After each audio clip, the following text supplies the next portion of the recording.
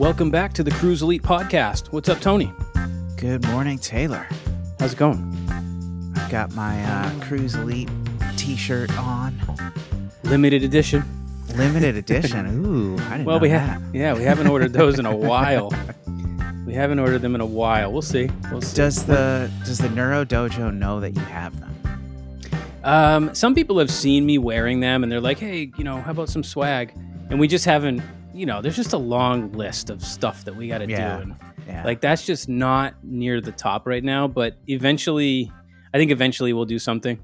I'd like to send students, some swag, and we've had some clever ideas. Like people once in a while will be like, "Hey, do a T-shirt, that says, I've heard your eyes are your new core." Or stuff like that. And I'm like, oh, it's a clever idea, but yeah, man, there's so much to do. Eventually we'll get back on the swag wagon.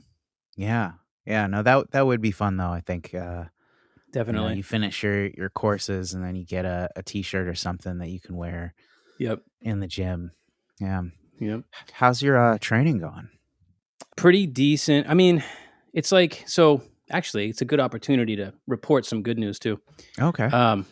Training has, like, my training right now is sort of, well, it's always based on feel, but I really have to respect what my body is telling me right now.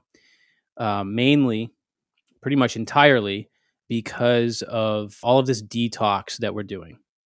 I think probably a lot of our listeners have heard me at some point say that our family is essentially battling mold toxicity. So 6+ years of, intense mold toxicity.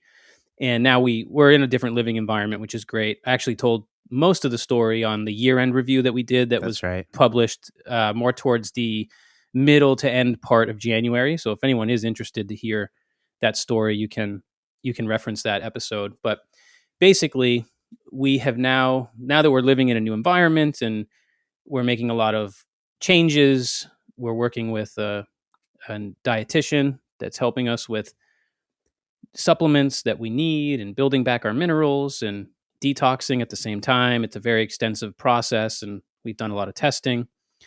Because of that, I've really had to respect how I feel in the moment, because when you're going through a detox process, it's up and down. It is definitely up and down. And so on good days, I try to take advantage of that, and my training is, how I would like it to be. Right now, it's just kind of exploratory. Doing, a fair amount of strength training. I've brought back in quite a bit of body weight exercise, just because I haven't really visited that category in a while. I felt myself kind of getting away from it. So I've been working on some specific mobility things, primarily extension. So I realized that in this whole process that I've been going through, which also led to very extreme pain. You can hear that in the story that I tell in the year-end review. I would just basically say it was like a sciatic type thing. Mm-hmm. In that whole process, I lost a lot of whole body extension. Remember, I used to be a wrestler, and I've done a fair amount of jujitsu. I haven't been training jujitsu as of recently because of all this, but I used to be able to I'm the guy who could lay on the wrestling mat and spring up to a back bend, whether it was on my head or my hands, and have a nice curve through the body, hips, spine, because that's a very important movement in grappling sports, is to be able to extend like that. And I was losing it, and I became very extension intolerant, and that really was bothering me. So I've been working on gaining that back, and it's been quite successful. So quick mini review. Yeah. Is the PMF, is that where? Oh, the PMRF. The PMRF, I'm sorry. Is that where we can target some extensor muscle? Yeah, nice. Yeah, you could live if we were, the PMRF as a whole, you could target it and activate it to help improve extensor tone. Sometimes we go a little bit deeper, and we even say primarily going after the pons with different forms of whatever tools we have, different forms of stimuli could absolutely help with extensor tone. So there's a lot of tools that we can use to do that for sure. So yeah, that's kind of been my my focus, like mobility wise, is kind of restoring that, and it's been quite good. And yeah, just beyond that, just kind of strength training, trying to get in, work with my clubs, steel clubs, and the body weight stuff. Just kind of working on some isometric type strength things, and been back on the gymnastics rings a little bit. And yeah, so cool. it's been pretty good. And then, and then some days I just have to wave it off. I just don't feel good. I guess I would call it like more of like a detox type day where it just kind of gets a little overwhelming. I can feel that, I'm lethargic. My energy's not as good. My body's not really in a place for any kind of intense strength training. So I try to listen to that as much as I can. But the good news is I just got back a hair mineral test. So this is the second hair mineral test after our first sort of phase, I guess, where we did like a build back your minerals phase and then like first kind of detox phase. And according to the test, I haven't actually reviewed the entire thing yet. It's not really me reviewing it. I'm reviewing the review that our dietitian has presented us with. And the good news is I just learned that my heavy metals have been cut in half, which is huge. Go. Yeah. So that's huge because when I first got my initial test back, one of the ones that was like out of control was uranium. It was like off the charts. That doesn't sound good. Yeah. No, that can't be good. So we got this one back, and of course it all looks like just red and green lines to me on a chart. I don't know what it all means really, but I still, we still saw that one was way up. It's like, oh, great. But we got the feedback from the dietitian, and she was like, oh, just so you know, this is still higher than the other stuff, but this is cut in half, which is how off the charts yours was to begin. So several of the heavy metals have been basically cut in half, which is great. So far so good. And I've had a lot of good positive changes. And it's kind of a weird thing when you're trying to detox from something like that. It's like the way I would describe it now is that my good days are better and my bad days are worse, but I now have more good days than bad days. So it's like kind of hard on your body in the process, huh? Yeah, you're mobilizing the bad stuff, whereas your body's really good at keeping it locked up in a deep dark place, far away from everything that's important. And when your body starts having the resources in a lot of different ways to feel like it can now detox, that's actually like mobilizing the bad stuff. So your body then has to go through the process to deal with it. And that's the part that if it's too intense, it can not feel good. So we sort of balance this line of what is appropriate for that response. And like, for example, we had given our dietitian some feedback, and she was like, I think we're going to take a break from ABC supplements. There was several of them because they typically encourage your body to detox more. We're going to take a break from that. We're going to use these instead, kind of dial back a little bit, still stay on that path, but maybe not, promote as intense of a response. And, so that's kind of where we're at now. And hopefully we keep moving the needle in the right direction. Yeah. I think about an immune response and how what that's doing, it's actually fighting off, whatever germs it's trying to get rid of, right? Yep. But it doesn't feel good, it's like you get a fever, you get all stuffy, runny, headache, whatever it is, right? To purge these metals, like maybe your body's doing something similar. It's like we have to provoke a reaction, right? Yes. And that's kind of the weird counterintuitive part when you think about it, is that when your body's responding to the bad guys, that leaves us with the symptoms that we complain about. But that's actually good news that your body is doing something about it. So it can be a little counterintuitive, like jumping into this whole process in my mind. I was like, I just want, like anyone, I just want consistently good results. Like I want to keep feeling better and better and better, but I quickly learned that it's not going to be linear like that. Because as my body is actually responding, I'm going to feel that sometimes with negative symptoms, but it actually is better than my immunity being so low that I'm not having a response. Right. Because Right. that was sort of like what was happening to us in those 6 years of living in that toxic environment, is our body basically was sensing, hey, we're not going to mobilize this, because if we do, it'll be too dangerous, because the threat bucket is going to be spilling over constantly, which is what was happening. Yeah. Yeah. So it's a learning experience, that's for sure. And I just want to highlight what you were saying about, listening to your body and taking days off. One of the things that you've impressed upon me and the listeners throughout this podcast has been, we're trying to teach people to listen to their bodies, right, in many different ways. And so that's just a great, like, real practical example of that, where it's like, hey, I'm working towards these goals. I'm trying to increase extension. I'm trying to, increase mobility, but I'm also aware of my threat bucket and how I'm feeling. right. And, I don't want to take 3 steps backwards to take a step forward. Like, I'm going to wait a day. For sure. Yeah. Very cool. That's exactly right. Well, yeah. What's on tap today? We are going to be having a conversation about manual therapies. Right.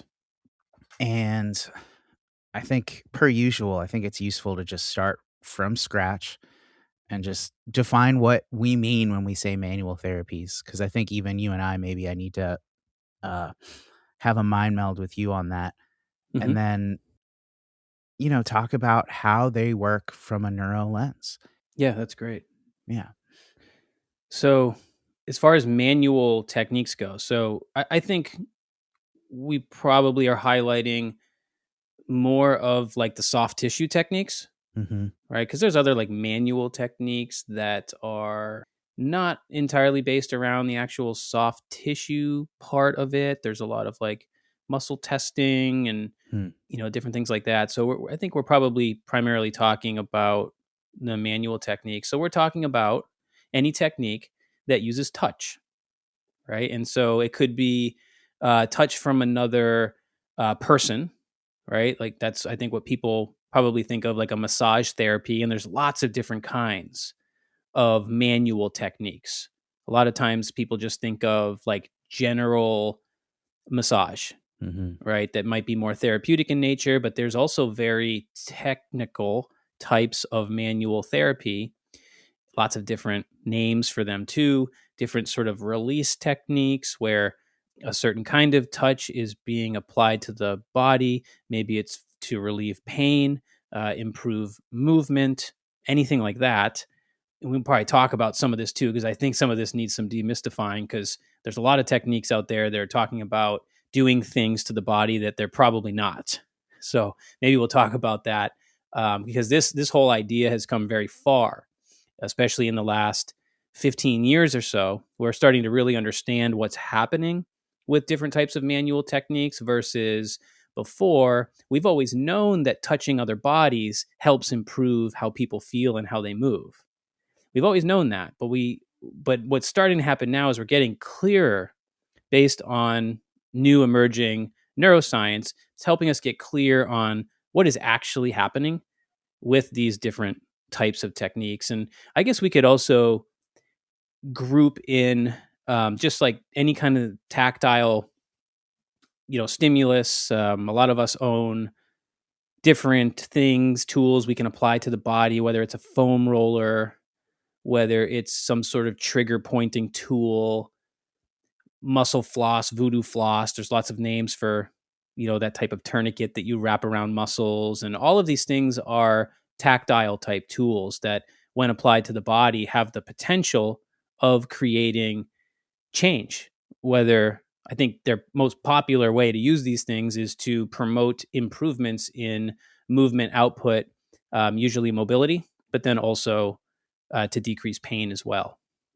So just kind of as a rough working definition, could we say something like applying touch or pressure to the body in order to promote some sort of beneficial change, right? Yes. So massage, foam rolling, You got it. Everything you just mentioned. Yeah. Mm-hmm. Mm-hmm. Okay, cool. So let's see. How about we start with a little neurology on touch and sensation, because I feel like we've talked about this in several other episodes. We've talked about some manual therapies. We've talked about some different sensory inputs. And today I was thinking I would explain it differently to start, to kind of lay the foundations, because I've never explained it like this on a podcast before. And I think this could be important for helping people understand how our sensory system actually helps us in the real world. Because if you're using any kind of tactile stimulus, whether it's a tool or hands from, of yourself or from someone else, it's important to understand sort of the functional role of the sensory system, because it can kind of get confusing. It's kind of like, well, how is this actually helping me in the real world, when I apply this kind of sensation to the body? So let me lay those foundations. I think where I want to begin with this is describing what is called, or two sensory pathways is I guess how we would describe it.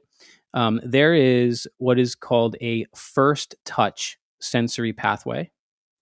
And then there is also something called a second touch sensory pathway. Okay. And these pathways are the pathways that are delivering information about, whatever we're coming in contact with to the brain. Okay. So we've got a first touch and we've got a second touch pathway, and they have very unique roles. And they're very much related to survival, which is really the whole key that I want to get at here, is that our sensory system, today we're primarily talking about the skin and the underlying tissues of the body. Well, the whole idea behind having skin is to help us understand our external environment, and its role is to keep us safe, right, in a survival-based situation. So I think this will help people kind of understand how. So we've got this first touch sensory pathway, very much related to survival. And its job is to give us facts and help us make a survival decision. So what that means is that when we come in contact with something, whether we are touching something or something is touching us, this first touch pathway is going to help us take in information, factual, detailed information about that thing. So this is like, I won't go into like the names of these different nerve receptors because it would take up the whole episode, but it's easy to find, if our listeners want to do a search on some of these nerve endings. But the nerve endings that innervate the skin and underlying tissues that help do this basically are nerve endings that respond to like light touch, pressure, vibration, temperature, even itch, and then like nociceptive sensations, which are nociceptors are nerve fibers that take in information about potentially dangerous things. They're like threat receptors. Okay, so all that input that we're getting from these things is using this first touch pathway so that we can collect the details. And we need those facts and details to essentially help us survive. Right. Okay, so we're going to keep that. So then moving on to like this second touch pathway, this is more of what is described as like an affective pathway. So affective meaning like emotional. So gives us emotional content about the experience that we're having. So this is different in the sense that once we come in contact with something or something touches us, the question is then, okay, something's touching me. How do I feel about it? Yeah. So it's like, how do I feel about this sensory information? So we've got two pathways. We've got one that's dedicated to the details and the facts. And then we've got one that's dedicated to helping us answer that question, how do I feel about it? Okay. Now it's interesting because the pathways work differently in terms of the type of stimulus that they give the brain, but also the speed that they send the information. Okay, so then in like the literature, this is often described as what is low road processing versus high road processing. So I'll give like some, hopefully I'll provide some more context here and explain it in a way that's relatable. So for example, let's say you are out for a hike in the woods, and it's, I'm just thinking about my life, right? We're out on a hike, and it's April, where the sun is finally coming out and things are starting to warm up. And when we're hiking on our trails around here, and we have those areas of the trail that are exposed to direct sunlight, guess what is often waiting in those little areas where you want to step?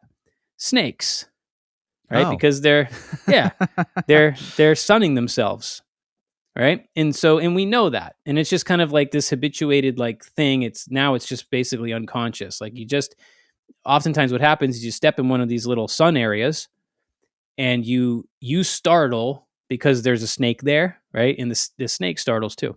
So I'm thinking about that. So let's say you're out for a hike, and it's that time of year. So you already have like preconceived ideas that it's that snake time, okay? And you're walking through the woods, and you know that there's a high probability that you could step on a snake, and you step on a root. Just your foot rolls just right on a root and maybe on some leaves, and the leaves crackle, and you feel something under your foot. And because of your preconceived ideas of what you might need to expect, and now you actually feel something has come in contact with you. And so you have a startle response, let's call it, where even though it was just a root and leaves crackling, you sort of jump to the conclusion that it might be a snake. And you had a survival-based type of response based on that. Okay. So that process right there, that is the low road sensory processing. And that is the first touch pathway becoming active, where we're getting the detailed facts coming in through what we're feeling. The interesting thing about this is that information is being transmitted very fast. I was trying to look up some numbers for this, and it kind of depends on what you read, but I think ballpark, this happens approximately within 13 to 120 milliseconds. So that's think about that as like a rapid subconscious threat assessment. So that's very fast, okay, and very subconscious. It's kind of like you're making a subconscious response. Okay, so keeping that in mind, and then thinking about that second touch pathway, but what is also referred to as high road sensory processing. Once the low road sensory processing has taken place in that 13 millisecond window, you then bring in other senses to evaluate the threat. So that would be like using your eyes. So you look down at the ground and you evaluate using other senses, and you're essentially using other senses to try and confirm or deny what you think might be happening. And all this, of course, is happening very quick, but the second touch pathway or the high road processing happens slower. It happens after the low road processing. So I find it all fascinating to kind of think about it that way, because it really helps you understand that all of our ability to take in information from the external environment is very much based on survival. And so taking it a little bit further, just so people can hear a little bit more about first touch and second touch pathways. So the first touch pathways are made up primarily of what is called A-beta nerve fibers. So these are mechanoreceptors, and they have the very fast transmission speeds.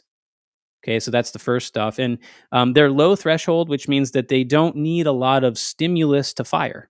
And that kind of makes sense too, right? Because from a survival perspective, would you want to be able to pick up on all intensities of sensation or just the very intense ones. You'd want to be able to pick up on the ones that are less, right? You can feel a fly land on your back. Exactly. So low threshold, meaning they don't need a lot of stimulus to fire.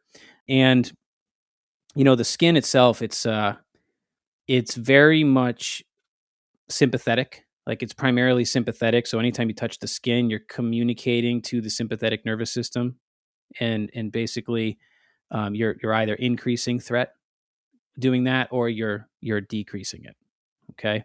Now the second touch pathway is primarily made up of C fibers. So this is a different type of nerve ending, and it is the slower transmission speeds. And C fibers are really unique. They are like unmyelinated nerve endings that can sense pleasant sensations, but even like temperature and nociceptive sensations. And they're a very interesting group of receptors to target, like with training tools. This is kind of cool. So what and I should say this, so that the conduction velocity for those guys is 50 times slower than the sensory nerves for the first touch system. So in that, when you understand that, it makes sense thinking about the stepping on a root and thinking it's a snake, right? It's like you want that fast response. You want the details to come in really fast. And then after that, the next kind of order of processing is bringing in other senses to confirm or deny it. So I was actually thinking of a different example. Mm-hmm. If you touch like a hot stove, yes, you feel the solidness of the metal before you feel the burn. Like there's like a split second where you're still touching it and you haven't removed your finger, and then then definitely it happens, definitely. In that scenario, you notice how like it's funny, like pain comes after when something actually causes pain. It comes after, and that gets into this totally different concept called like the gate control theory of pain.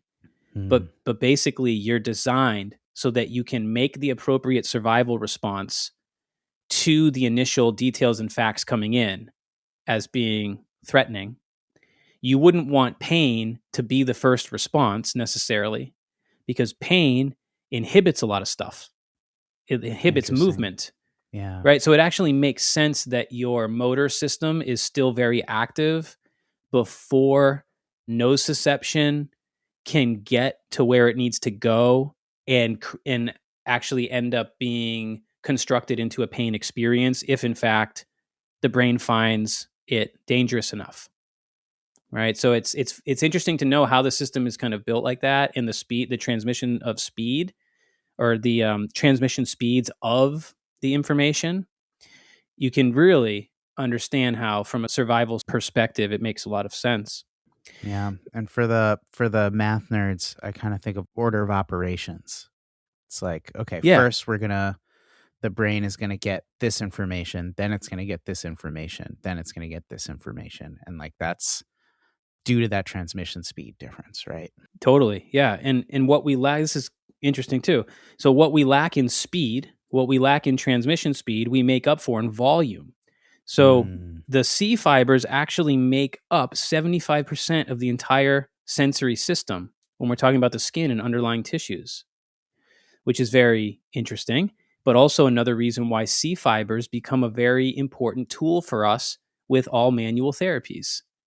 Because knowing how to activate them makes a lot of sense, because your body already has a lot of, call it nerve real estate, dedicated to being able to sense those types of stimuli that come in through those C fibers. And we talk a ton about C fibers in the Neuro Dojo when we get into sensory testing, and also things you can do, different techniques you can use on the body, primarily the trunk and thorax area, because the C fibers are most abundant in the connective tissues of the middle of the body, essentially. So just knowing already, like as a manual therapist or somebody that has a manual technique, knowing that C fibers make up most of the sensory system, but then also knowing where the most C fibers are located you already can do better work if you're looking at what you're doing as affecting the brain. Right? So it's just really useful to know this stuff. Now, this is really the question that comes from all of this, that comes out from all of this, right? Because it's like, okay, I get how the sensory system helps me stay alive, right? But here's the question that comes into my mind. So if we have deficits of some kind in the sensory system related to the factual information part, can you see how that could be an enormous survival threat for the brain? Right. So let's think about the person. I mean, there's so many examples here, but let's think about like a diabetic who has extremely poor circulation to their feet. And typically what you see in that scenario is that their sensory processing gets really skewed and they can no longer sense things accurately in their feet. There's a lot of examples we can use, but that's a little bit more extreme than saying like, you know, I sprained my ankle and I can't feel the ground as well as I used to. We could use that example too, but this is a little bit more intense. So for the person that no longer has the ability to interact with the ground in the same way, because remember, a lot of this sensory information coming in, this is all, there's more to feeling things like the environment. There's more to it than just what you're conscious of. There's an entire subconscious part of that. Okay. Meaning you're unaware of a lot of the processing that's happening.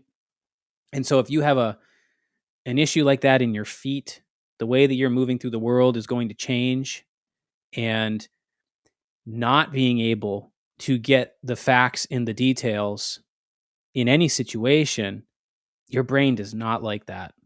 And it ramps up threat. It increases threat levels to try to keep you safe because one of its sensory systems is not providing clear, accurate information. And you can use any example you want. It could be any body area.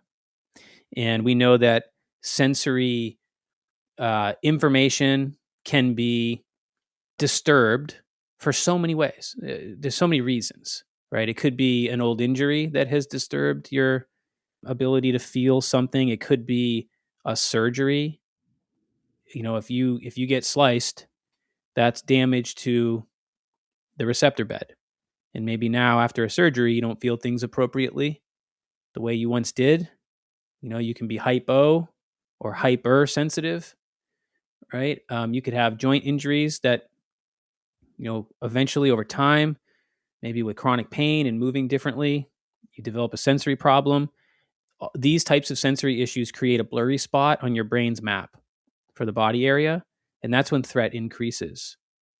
So thinking about it like this makes you go, oh, I got to make sure that my clients are able to take in this sensory information through that first touch pathway. And we want the interpretation of it to be as accurate as possible. Because it's the accuracy, a lack of accuracy leads to a lack of predictive capacity for the nervous system. Because your brain and your nervous system is trying to predict what's coming next, no matter what, using all of your senses to do that. Because prediction really is the best survival strategy. So problems with accuracy create problems with predictive capacity. Problems with predictive capacity create uncertainty for the brain and nervous system.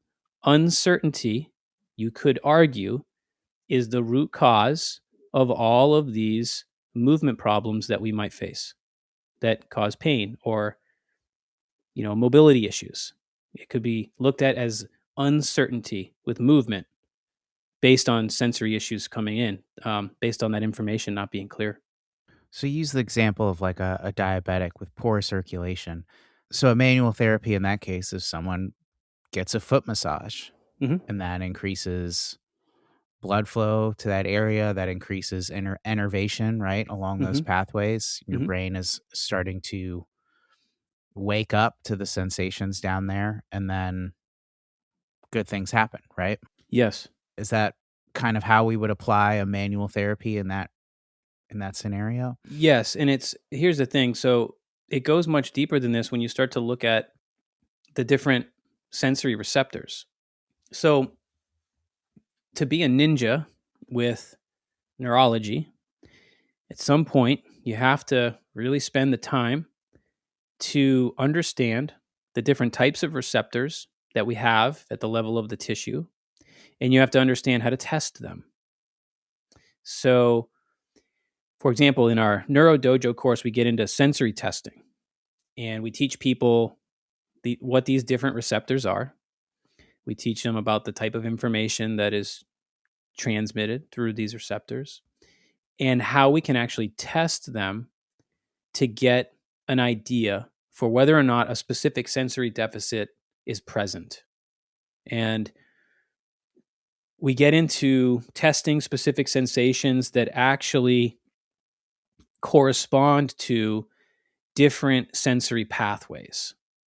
So, for example, we have a sensory pathway called the dorsal column that is primarily dedicated to sensing things like vibration, some light touch types of sensation, and also something called 2-point discrimination, which is like understanding, if I were to test this, I would touch somebody's skin with either 2 points or 1 point, and they would have to tell me, their eyes are closed, they would have to tell me, oh, that's 2. Oh, that feels like 1. Yeah. And the closer they are together, the harder it is to determine. Got it. Yeah. Exactly. And so you're kind of working through like a radius, and eventually it's a kind of a normal response that when you touch somebody with 2 points, eventually they're going to say that felt like 1 because the 2 points are so close together. But you're getting a sense for like how accurate are they with that. And so we have a sensory pathway called the dorsal column that is dedicated to helping us understand that type of information. And we have another one. There's some slightly different like variations of these, different names, but basically we call it the spinal-thalamic pathway. And this one is more dedicated to what we would call, what would be like more of a non-discriminative type processing, where, like, let's say your eyes are closed and I put my hand on your shoulder. You can feel that there's weight on your shoulder. You're aware of that, but you might not be able to collect the details about what is my thumb versus what is my pinky. You just feel, it's kind of like broad strokes, right? You just feel the large area, which is my hand, touching your shoulder. But you're not like, oh, I can feel your middle finger. I can tell where your thumb is. You're not sure. So that's kind of that non-descriptive or discrimination type sensation. And then also what falls in that category is things like crude touch, that is typically called crude touch. And then we have different like nociceptive type things there, and also warm and cool sensations. But nociceptive meaning like we've got an assessment that we often use called the pin prick test, which is you take a pin, there's a dull side and there's a sharp side. And then as you're testing the skin, you're kind of moving through a radius that you've decided to test. And you say to your client, I'm going to either touch you with what is sharp, which is the sharp end of the pin, or I'm going to touch you with the dull side. Your job is to tell me sharp or dull. And so you start doing this and your client's saying sharp, sharp, dull, dull. And you're getting a sense for how are they interpreting the difference between what is sharp versus what is dull. Okay, so that's one way we would test that pathway. So at the high level, what you're saying is we want to test these different pathways at these different, with these different types of touch, and determine how strong is that signal? How accurate is that signal getting to the brain? Yep. And so you might have a battery of tests based on different types of touch, temperature, all these things that target different pathways, right? Because you're thinking about it from like a brain nervous system perspective. And then once you have figured out, okay, there might be a deficit here, right? Then you would apply the appropriate stimulus or therapy. Yes, we would call that applying the missing sensation. Mm. Now, that's why you can't just rub someone's feet and assume you did the right thing. Okay. Right? Going back to Yep. going back to like, the person with, the diabetic with the foot issues and the circulation issues, sure, we might get a result. Like, I mean, people hit a home run with manual therapies all the time, and they did no testing and they don't know what they did. That just shows you that manual therapies are very powerful. I want to make sure that people understand that I am pro manual techniques.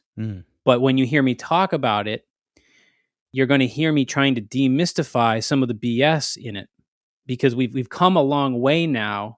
And when you go into some of the dark corners of the industry where people have dedicated entire careers on one very specific modality that applies one very specific type of manual therapy, there's so much missing from that.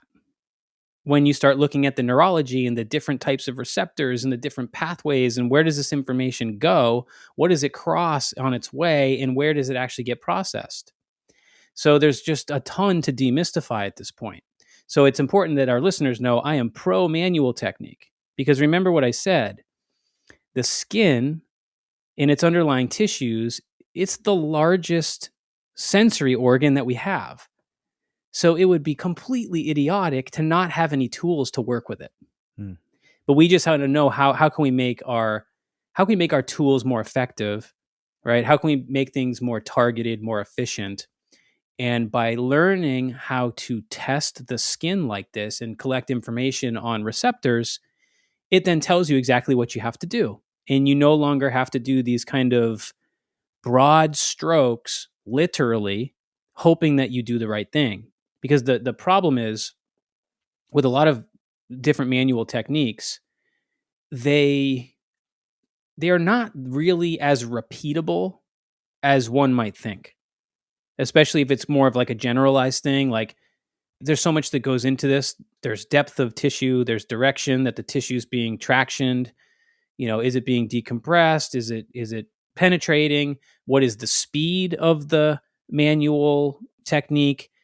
There's so many things that go into this that all communicate with the nervous system, and these things do get different results, right? So in testing the receptors and in testing the person's accuracy of identifying certain sensations, and whether or not they can discriminate against one versus the other, this eventually leads you to possibly finding a deficit where, let's say I am testing vibration on somebody's old scar from an ACL surgery.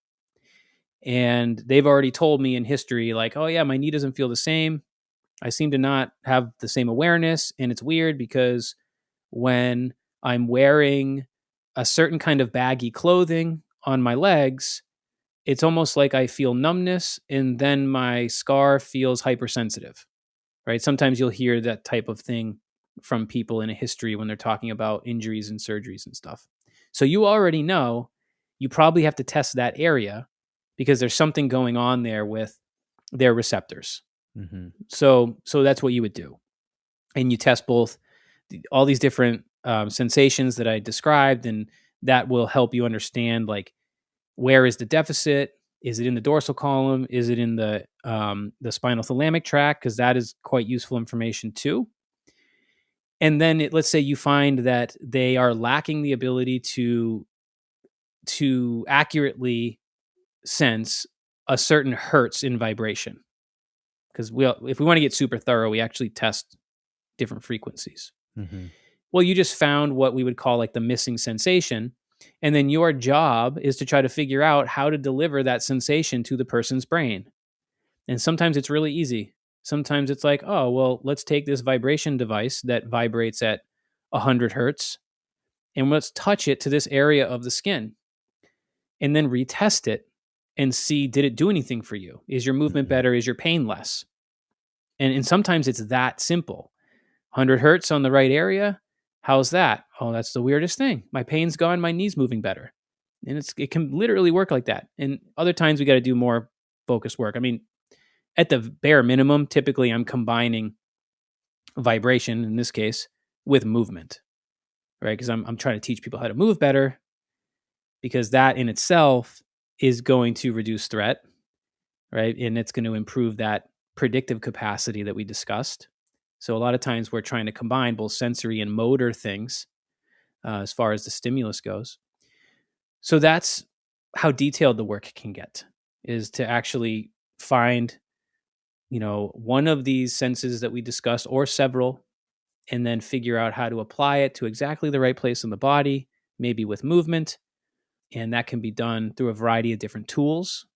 In fact, this is another benefit of understanding your receptor types, is that I might not have to do an hour and 20 minutes of manual work with my hands if I know all the person needed was 20 seconds of 100 hertz vibration on their knee. This is enormous to understand, because a lot of times in our industry with all these different manual techniques, a lot of them require a lot of work and effort, and people will tell you, like a lot of our students and stuff who do manual techniques, I mean, it's very hard on their body too. Right. Because somewhere along the line, we got the idea that the harder we work on someone else's body, the more we're doing for them. Because most manual therapies over time have been kind of birthed on this idea of using a seek and destroy mentality, where we're hearing things like, let's do deep tissue something and break up adhesions in scar tissue, right? There's a lot of techniques out there based around that idea. And then some of the techniques are not using deep pressure, and they're more what we would call dermal layer techniques, where it's very light touch on the skin. Perhaps thinking more about like some of the lymphatic techniques that are out there, where working with the lymphatic system often does not take deep pressure. And then, of course, we have techniques. This is really funny to think about. Not funny like I'm making fun of it, but interesting. We have, I don't even know if we can call them manual technique. It's more energetic. There's no touch, right? There's literally no touch. Still, the person is using their hands, but there is no touch. Okay, so this is why you can't deny that touching another person's body, or in this case, even more of like an energetic type approach, they all affect the nervous system. So the question is, how do we make it more accurate and combine these things with the techniques that we're already using so that we can get more done in a shorter amount of time and get the results we're looking for? So there's a lot that goes into this. I guess we don't need to spend a lot of time on this, but I kind of feel like I have to ask, how would not touching the body affect the nervous system? Well, it's very, let's just say there's a lot here for me to learn, because this is not my expertise, but the nervous system responds to energetic fields, right? If people want to start looking into like more like quantum mechanics and stuff, and the energetic fields that the nervous system or even the heart produces, remember, humans can only see a very small amount of the light spectrum. So we typically tend to only believe in things that we could see. Sure. Right. Is Wi-Fi real? Sound, by the way. Yeah. Right. It's kind of like, well, you believe in Wi-Fi, right? Because you're seeing the outcome of that. Sometimes it's hard for people to believe in more energetic techniques because they can't see how it would work. So electromagnetic receptors, that we're kind of getting into that whole thing. And it's certainly not like something I consider myself an expert on, but I really enjoy learning stuff like that, hearing people's.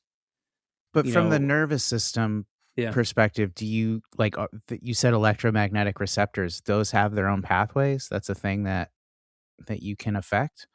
Yes. And it's still like, this is very still, I feel this is very much in debate. Okay. Yeah. I've actually heard there's different. It used to be that people were like, yeah, humans don't have those. Mm-hmm. And now I'm hearing more, wait a minute, I think we might have overlooked this. Right. So anyways, for whatever that's worth. Yeah. Sure. Yep. No, I was just, I just had to ask. Mm-hmm. Yeah. It's fascinating. It's fascinating. I mean, I'm telling you this, man, it's wild. I mean, it gets into a rabbit hole, that's for sure. But I have had extremely challenging clients in the past, and difficulty finding an entry point, ways to work with them. I got to the point once where I muscle tested myself to figure out if what I was doing might be the right thing for them. Mm-hmm. Okay. Now, I'm not saying there's a lot that goes into that. I'm not saying it's perfectly accurate, but I will tell you, I have found some success with that. Interesting. Okay. Yeah. Your nervous system responds to every other person's nervous system. Okay. Easy way to understand that. Have you ever had a visceral reaction from another human being without even really knowing them? You walk up, you're near them, your fields collide, so to speak, and your nervous system's not jiving with the energy that it's taking in. If you know what I mean, it's fascinating, right? I'm not saying I know a lot about it right now, but it's something I want to continue to learn about. So one thing I really wanted to do with this episode is to make it accessible from like a layperson standpoint. And Mm-hmm. what I mean by that is I would love to just kind of quickly go through some common manual therapies. Mm-hmm. You mentioned deep tissue massage, or you mentioned, and just zero in on, okay, this is what is happening in the nervous system. This is why it might work. This is why it might not. And I think you've already done most of the heavy lifting by explaining those pathways and that system, but just to get it as relatable as possible for the listener.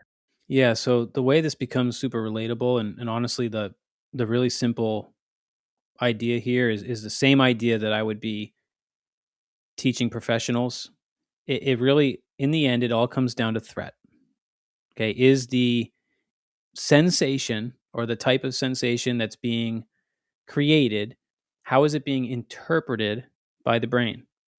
Okay, because we don't know how people are going to respond, because everybody responds differently to a stimulus, which is why good manual work can be better manual work if you actually test what a person needs.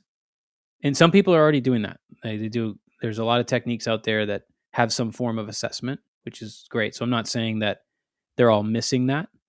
What I am saying, though, is that the approach that we're teaching people to use more targeted forms of sensory testing gives you very, very applicable information, and it helps you target these sensory deficits in very creative ways that can create long-term changes for people.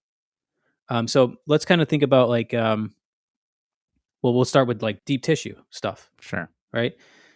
Probably the most popular kind of manual therapy, I guess. And one of them anyway.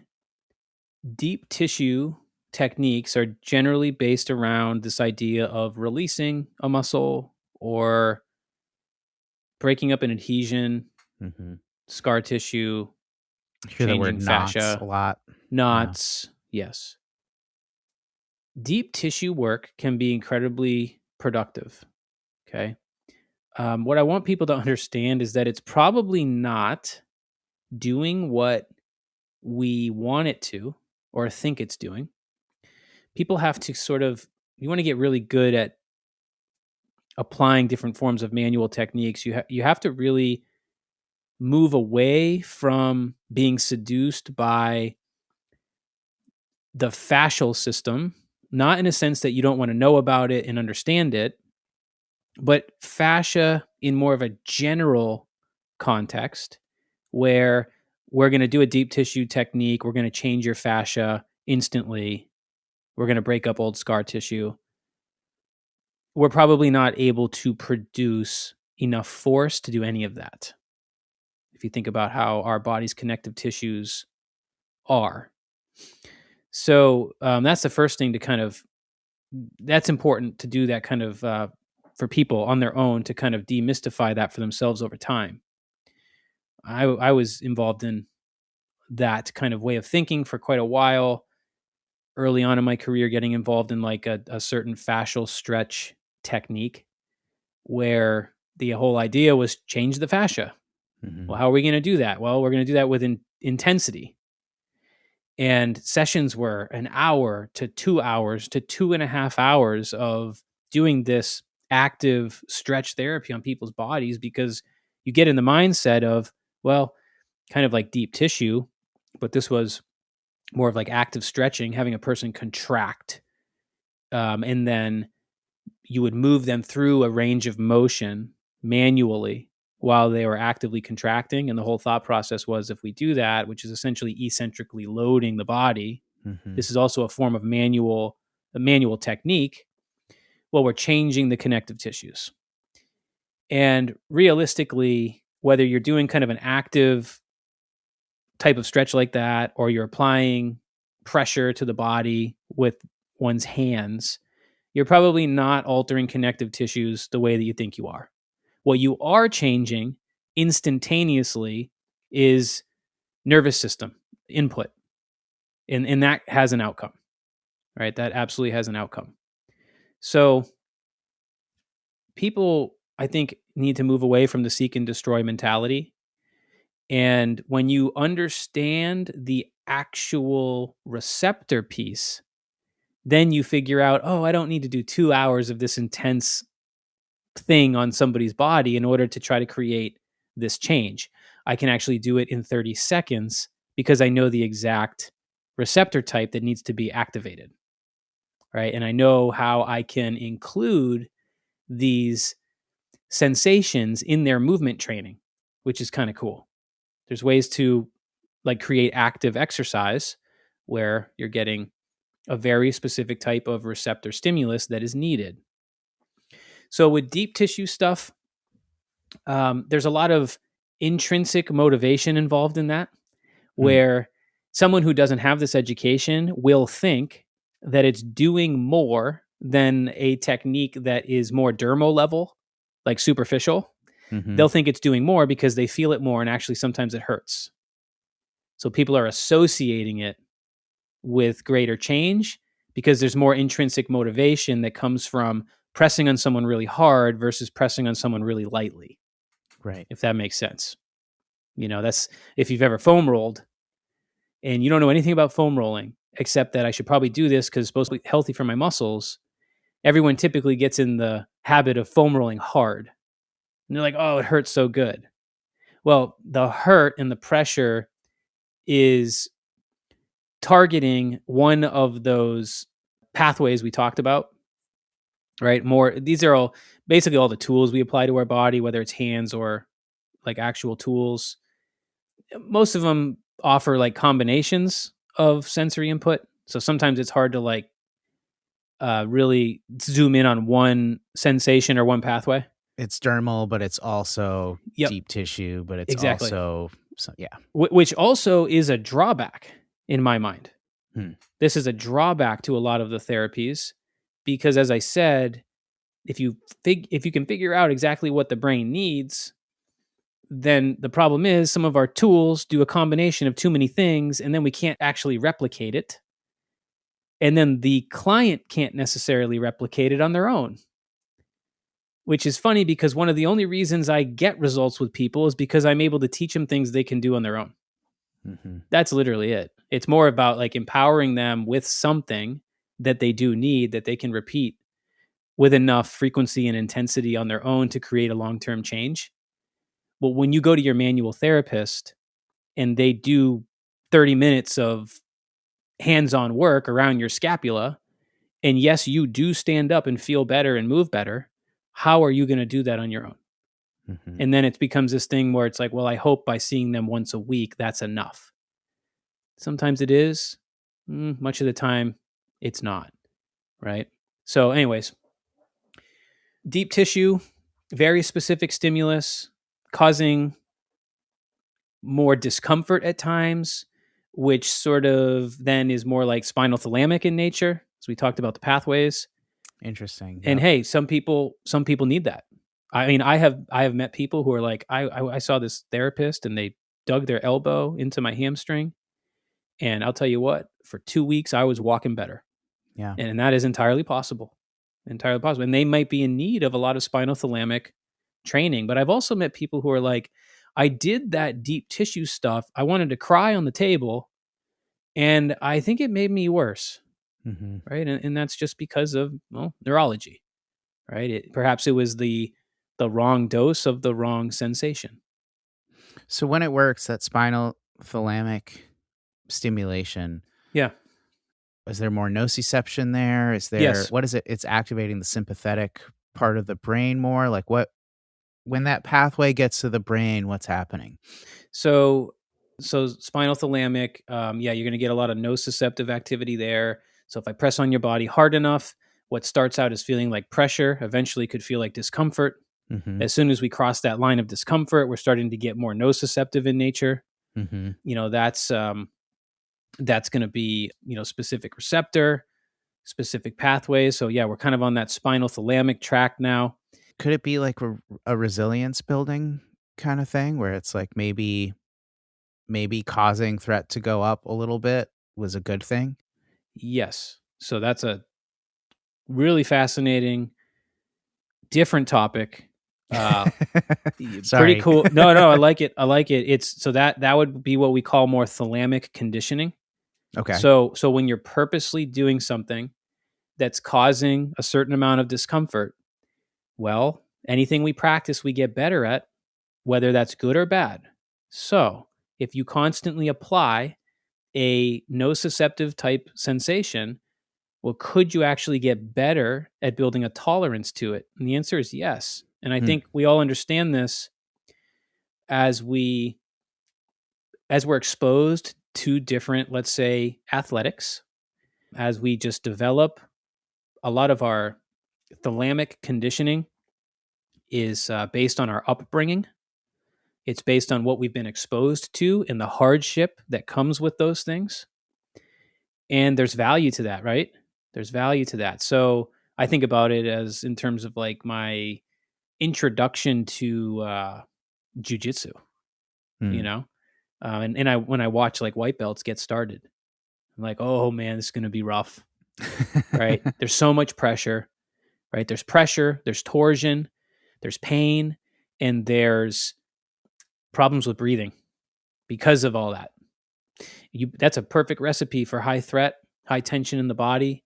And based on, your previous experiences, your upbringing, your thalamic conditioning, I say thalamic, the thalamus is a brain area that works as a switchboard operator. So I think this is kind of what you're going to with Tony, with your asking about pathways. So the all this sensory information eventually routes through the thalamus, very like subcortical level structure in the brain.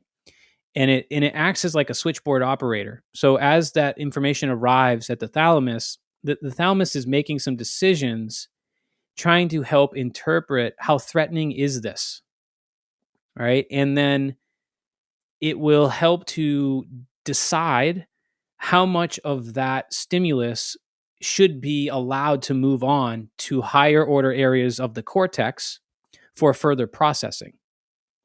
And at this level, this subcortical level, some of the nociceptive input will be squashed or turned down because the brain is not finding it extremely threatening. So it won't necessarily have it pass. It won't pass it on to the cortex, because as soon as it's passed on to the cortex, there is a stronger likelihood that once that information arrives there, it's compared to other bits of information. There's a stronger likelihood that there could be a more, I guess, intense output, right? Your brain decides, oh, okay, I'm getting this information. I've compared it to other bits of information. I'm now making the decision to create the pain experience. And as soon as it reaches that point, well, now it's a pain experience that becomes very conscious, right? And it tells us, stop what I'm doing. Versus the other type of nociception that might get turned down or squashed when it reaches those subcortical levels, that, we're able to build our tolerance to not allowing that to change what we're doing, right? So again, the athlete or, this type of tolerance happens in so many different things. We could say, sure, jujitsu, but we could say like tolerance getting into an ice bath, right? Tolerance getting into a sauna, tolerance with stretching. So if you stretch and it's intense, okay, by repeated exposure to stretching, one of the benefits is that you become better at dealing with the actual sensation of the stretching. So what started out as very intense maybe is no longer as intense, right? Because you've built your tolerance. The thalamus is saying, hey, maybe this isn't. It's like, you're cool, dude. You're cool, dude. We've been here before. You're cool. We've been here before. I mean, this is like, I think athletes really can understand this because we've all been in that athletic situation or when we're exerting ourselves to a very high level where you're almost having like a conversation with yourself. It's like, how threatening is this? Like, should I stop or can I keep going? Right. And that's what that thalamic conditioning is all about. Think about like martial artists hitting, boards or whatever, breaking boards, or gosh, have you ever seen like kickboxers, the type of their shins, impact that they can deal with? Yeah. I mean, building, we're talking about building tolerance like that. It's interesting. So so the thalamus is a big part of, sensory input for all the different types of sensations that we've discussed. Yeah. A lot of times we talk about clarifying the map with stimulus like that. Like, I'm going to massage this part of my calf and that's going to help with the scar tissue here.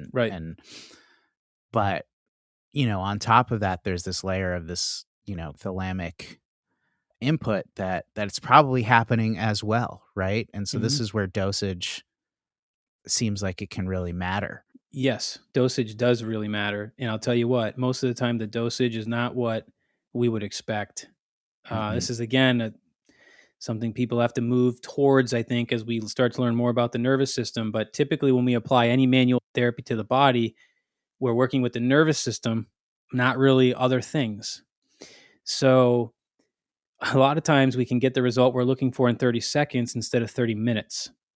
That's what's so unique about understanding this and the pathways and stuff, and then finding that actual missing sensation and being able to construct other drills that it's involved in. I mean, there's so many things that go into like how you would apply touch to the body. If I'll name some things that we teach in our courses that change everything. So basically we have what's called a 4D analysis of touch neurology. And these are the different things that actually matter and can produce completely different results. So you have the depth of touch. So literally I could touch the skin. So I could have like more of a dermal level effect, which is like light touch.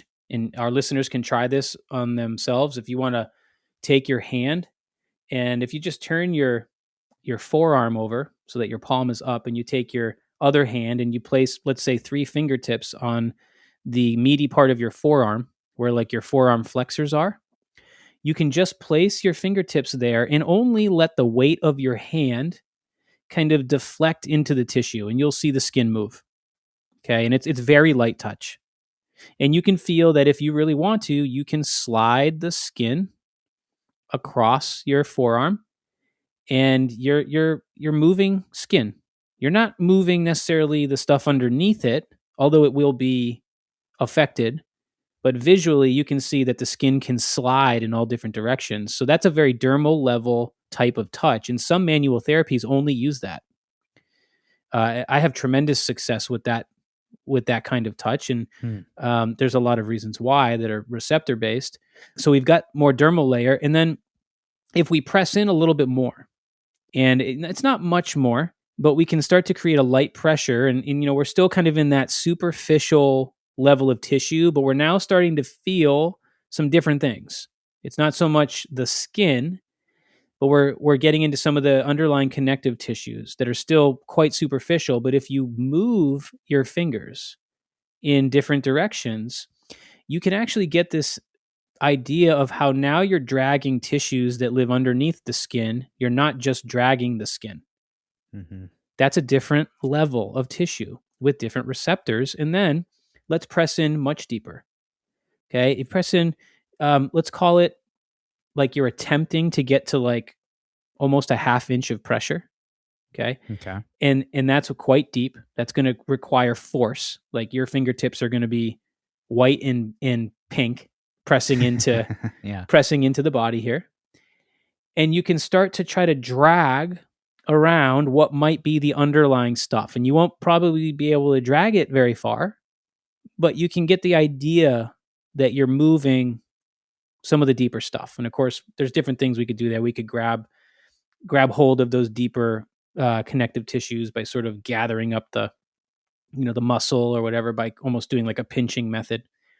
So those are different levels of tissue. And then the last one here is you could actually come back to the skin level, and rather than pressing on it, you could do a gathering technique where you just gather up the skin. So we're very dermal, and you pinch it. And so you've got it now between your index finger and your thumb, and you can pull it away from your body. This is more of a decompression type stimulus. And we could potentially do that to some degree with some of the underlying tissues. Again, the body part would matter here because some body parts allow us to do different things based on like the amount of tone felt in the tissues. But you get the idea. We can gather up the tissue, we can pull it away from the body, do different things with it, drag it. These are all different forms of touch at different layers of tissue that can all produce different results. Now, we test each layer. Okay, this is how detailed this work can get. The style of manual work that we like using applied neurology. The dermal level stuff, if you were to drag the tissue in all 8 directions of the compass, as we say, this is called directional testing. We can drag the skin in any direction, and then we can see what the result of that is. So I might hold it there and then have somebody move and see, okay, has movement changed in some way? And then I'll go and explore the other directions of the compass and see better, same, or worse. And I can do that with each of the layers that we went through. Mm-hmm. Where I might find that somebody needs dermal level sensation work, or I might find they need the deep layer, right? And each person is different for different reasons, which is quite fascinating because, again, a lot of the techniques out there are sort of everything, right? And then the details get lost. And you can actually have layers of tissue that are perceived as threatening when you work with them. So you might work with someone's superficial layers, sort of superficial connective tissues, and the person's nervous system might not like that. And you might be getting threat responses. And then let's say you go deeper to the deep fascia, and now you're getting high payoff results, less pain, more movement. It is literally that specialized. Okay. And it goes even further than that. I'm not going to go super into it, but I do want to tell people that you can test depth, you can test direction, which I just described, and then you can also test speed of manual mobilization and get completely different results because we have receptors that are designed to be sensitized based on a certain type of frequency of movement. So that means you now have to test a sustained stretch. So let's say holding the skin, tractioning the skin in a certain direction and leaving it that way for 30 seconds to a minute or more. That might be a sensation somebody needs or doesn't need. And we can test the different directions. You can also test like pulses. So kind of a slow pulse would be a pulse every 1 to 3 seconds. And then you could do like a medium pulse, which would be like 1 pulse of the tissue every second. So you're just applying some pressure. You're applying pressure. Let's say you've dragged the skin on the back of your forearm. Let's say you've dragged the skin towards your hand. Okay. You could pulse into that 1 every second. Pulse, pulse, pulse, pulse. And that is activating a specific set of receptors. And you could also, so you could test the slow, you could test the medium, and then we could also test fast, which would be more like 3 pulses per second. Pulse, pulse, pulse, pulse, pulse, pulse, pulse, pulse, pulse, right? You get the idea, like a faster mobilization. Totally different results. And this is what I will have our students sort of experience at first, just so they can see how detailed the work can get, how precise it can get for the individual. It's really quite cool. And then the last thing is body position. So the position the body is in during the mobilization actually matters. And our listeners can actually try this because you might feel a difference. If you take your fingertips and you put them on your forehead and you just go, you're just at the dermal layer. So again, very light pressure, and you can move the skin on your forehead around. Think about all the directions of the compass, and you're going to test each one: north, south, east, west, and then you've got your angles. And what you might notice is that when you pull the skin in one of those directions or several, you might run into some restriction because the skin should be able to move very freely. And so I actually have a scar on my forehead from when I was like 8, and I can feel that when I move a certain direction, let's see what it is. Well, I've got a couple barriers, but down to my right, my skin is not as mobile. Okay, so that would be what we would call like a barrier. And typically when we move into that barrier, I think generally speaking, moving into the barrier is what generally gives people a good result. So I might hold that, retest it in that direction, see if it's useful. On occasion, people get negative responses from that, so we typically go away from the barrier. Again, this is all based on how the brain is perceiving the input. But the point I wanted to get at is this. So you've felt what the tissue feels like on the forehead in the neutral position, whether you're sitting or standing. Now, rotate your head to either your right or left. Do the same barrier checking just from rotating your head.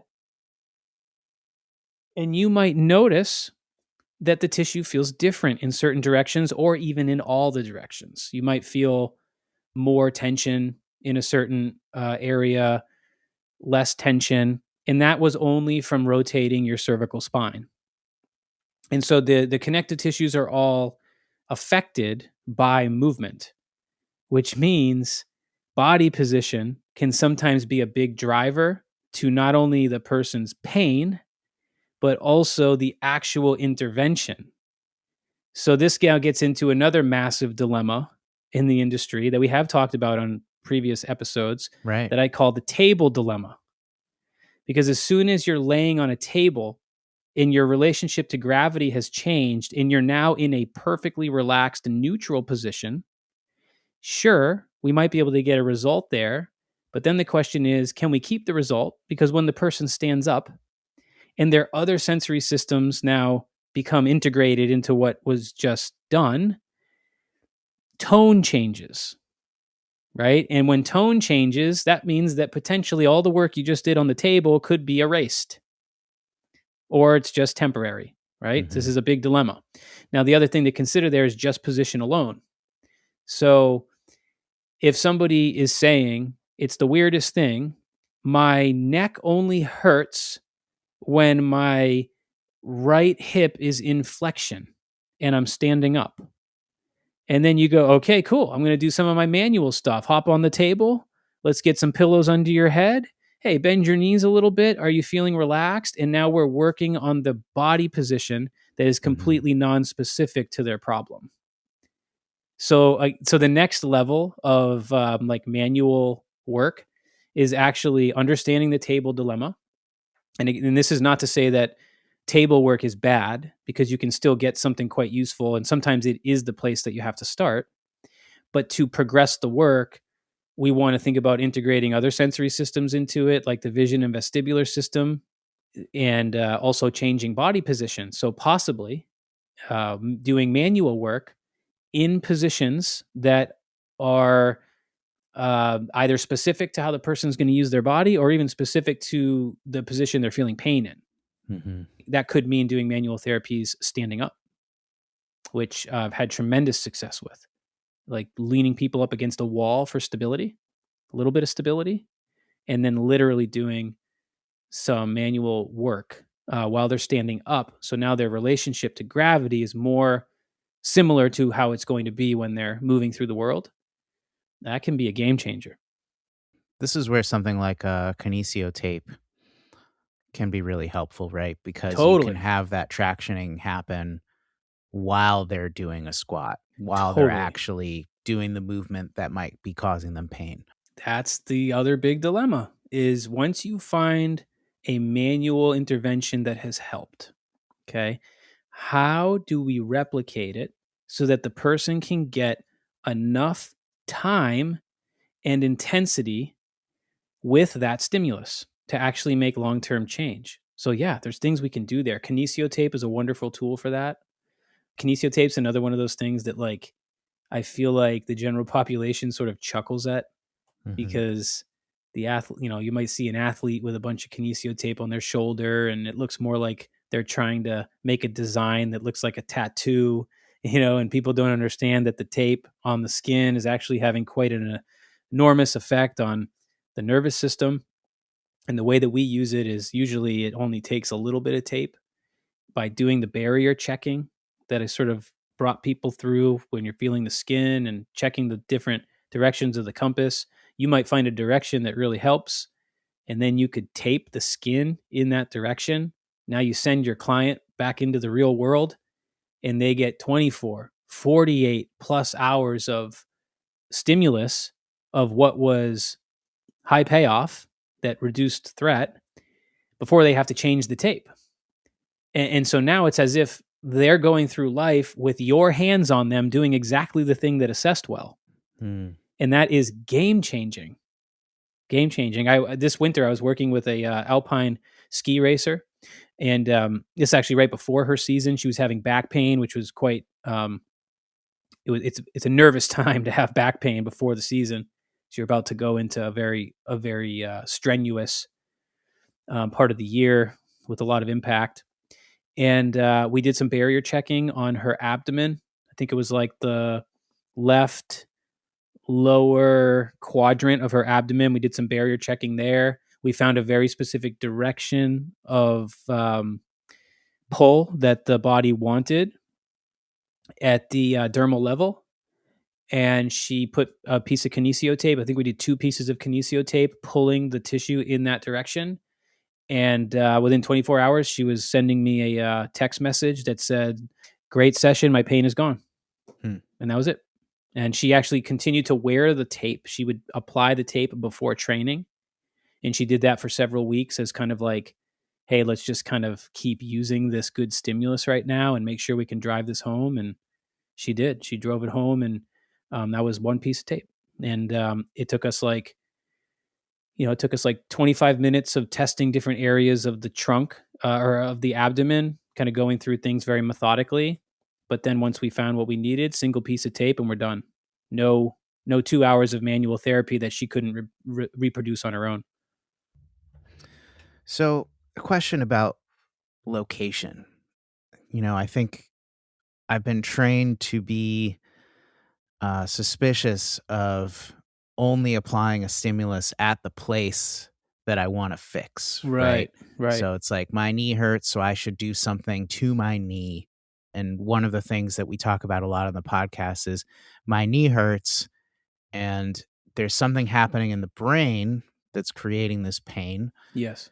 So what stimulus should I apply to the brain to help relieve this knee pain? And that might be at the opposite body elbow, or in the back somewhere along the spine, or in your ear, or you know what I mean? Like there could be somewhere totally, seemingly unrelated. Of course, everything's related in the body. But with manual therapy, I think the temptation is still very strong, right? Very. It's like my calf is tight, so let me apply a stimulus to my calf, massage, deep tissue, whatever. Do you find that with manual therapies, that locality tends to be a useful starting point or more effective? Or is it actually still the opposite? My calf is tight. Maybe I should massage the back of my neck to send a stronger stimulus to the brain, for example. Yeah, that's a great point. And those are all the questions that are supposed to go through one's mind when they're trying to figure out how to help someone problem solve an issue. Right. This is where it comes down to understanding what we teach in our more advanced course. It's called the 8 levels model. And so the 8 levels model takes you through the most important levels or higher order structures that are involved with processing or taking in input. And then, so the question is, and I'll give you kind of a quick, our listeners kind of a quick layout of this. When a sensory input is applied somewhere in the body, we have some activation happening at the receptor level.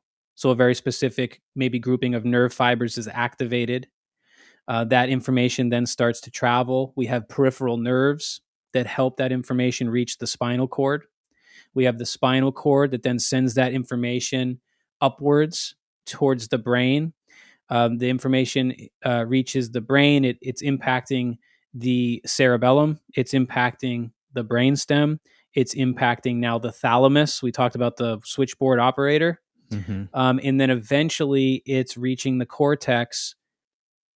Often most of that activation is going to be contralateral to where it was felt. So now we're thinking about the processing happening in the contralateral aspect of the cortex. Usually we're talking about that as the parietal lobe. It's not the only area, but parietal lobe is one that we'd be talking about. So by understanding the 8 levels, you can go, okay, these tight calves, are they tight calves? Or is there a problem somewhere in the 8 levels that might be creating this protective output? And this is, so I'm not saying I would know the answer. I would have to test things. Right. So someone could have a tight calf because they had an old injury that caused a sensory disturbance in that area of the skin that then caused motor deficits in that area.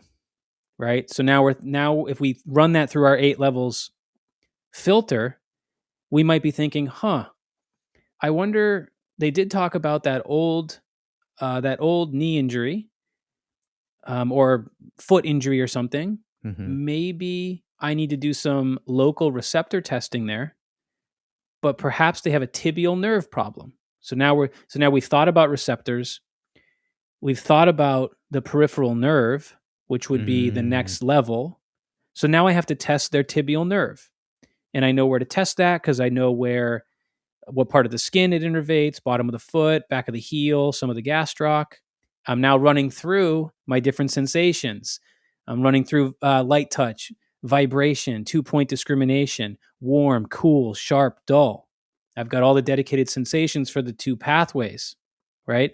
And so now I've thought about receptors. I've thought about the peripheral nerve. Okay. And now I'm thinking about 2 spinal tracts. Okay. And let's say I clear all those bases. I'm like, you know what? I'm not really finding a problem here. Well, what's next up? Oh, let's look at the spinal cord. Hey, client, let's have a conversation about your spine. Oh yeah, I forgot to tell you. I've had 2 herniated discs at the sacral level. Oh, so now I'm starting to see the bigger picture. Disc issue, primarily maybe affecting the tibial nerve. And there's a sensory consequence to that and a motor consequence to that. So even though maybe the problem didn't look like there was a issue with the calf, the issue could be coming from higher up in the 8 levels.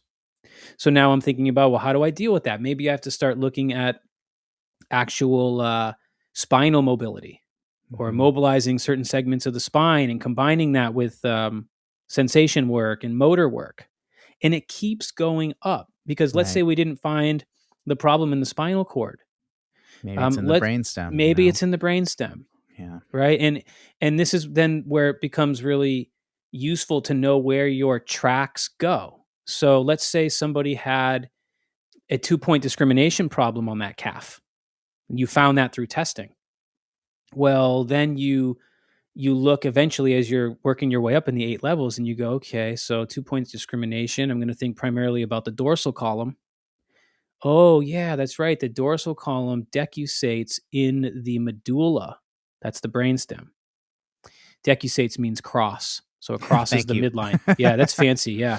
It's a cool word too. It means crosses in the midline.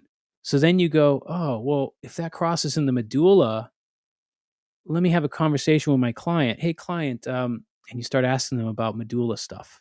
Like, do you have any breathing issues? Yeah, I have asthma. I've had asthma my whole life. You have any issues with your neck or your throat or your mouth? Like, well, does a speech problem count? Because I was in speech therapy for a long time when I was a kid, and I have this weird thing they call a tongue tie. They wanted me to get surgery. I never got it. Right? Oh, interesting. And then you're starting to now gather up evidence about medullary type issues. And so all of a sudden you're able to go, wait a minute. So could I now think about this sensory problem of a tight calf? Okay. Should I think about that as really just a tight calf, or could I potentially now see the effects of something else, kind of the downstream consequences of the nervous system? So maybe now we're doing medullary work. We're doing things to strengthen the muscles of the throat, things to strengthen the tongue, literally tongue exercises, gargling liquids, and we're doing that, and all of a sudden seeing vagal it. Yeah, stimulus. Nice. Yeah, we're doing that, and all of a sudden we're retesting the calf, and we're going, son of a gun, motor's better, sensory's better. Wow. Okay. Very cool. And so the point is, you can keep looking at the 8 levels and keep comparing it to history and findings. And you might even find yourself in the contralateral cortex rather than the brainstem, and working on the person's parietal lobe to better process the information. And yeah, we've got tools for that too. Smooth pursuits. Now we're doing a vision exercise to help parietal lobe activation, which might help a sensory problem that had developed over time on the opposite side of the body. So it's just the cool thing about neurology. It takes the woo-woo out of everything, allows you to really look at how things communicate with one another, and at least create theories about, how one thing might impact another. And because it's organized, right? The nervous system is organized enough for us. We can trace these things back and find possible causes and start training them. That's incredible. The 8 levels. It is great. Yeah, it's something that, so I think originally it's not mine. I need to make sure people don't think that. It comes from, I believe there was originally like a 7 levels, which came from a Dr. Carrick. And then there is a second interpretation to that that I learned through Dr. Cobb, that then he made it more of an 8 levels rather than a 7 levels. So this is kind of all coming from something original called the 7 levels, which is, it's a model to help us think, which is really cool. Yeah, no, that's amazing.